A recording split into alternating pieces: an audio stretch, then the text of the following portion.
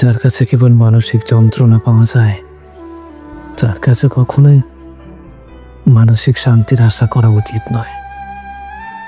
যার পাশে থেকে মন ভালো থাকে না, তার কাছ থেকে ভালো থাকার আশা করাটাই ভুল। যে সত্যিকারে ভালোবাসে, তার কাছে কোনো প্রত্যাশা রাখতে হয় না, কারণ সে নিজেই আপনাকে ভালো রাখতে চাইবে।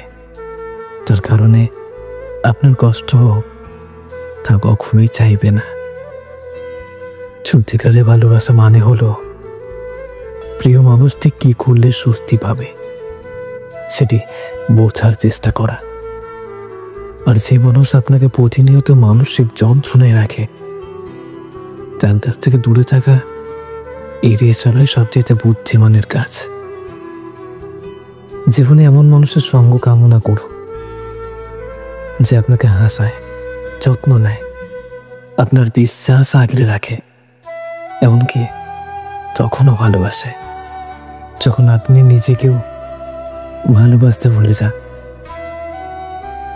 যার কাছে মানসিক অশান্তি মেলে, তার কাছে শান্তি খোঁজা মানে নিজেকে ধীরে ধীরে ভিতর থেকে ভেঙে ফেলা।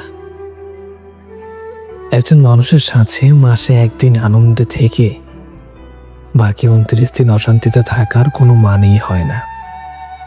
বড় এমন মানুষের পাশে থাকবো যে হয়তো প্রতিদিন আনন্দ দিতে না পারলেও অন্তত কয়েকটা দিন আপনাকে শান্তি দিতে জানে, যন্ত্রণা দেয় না।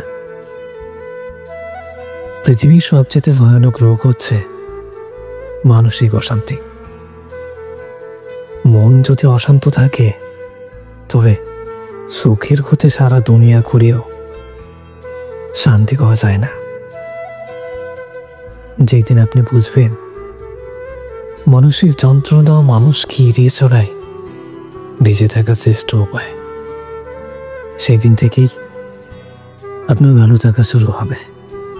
শান্তির জন্য আপনাকেই বেছে নিতে হবে সঠিক মানুষকে, যে মিথ্যা বলে না, বিশ্বাস ভাঙে না, যে হাসায়, যত্ন নেয়, সত্য বলে এবং ভালোবাসে নিঃস্বার্থভাবে।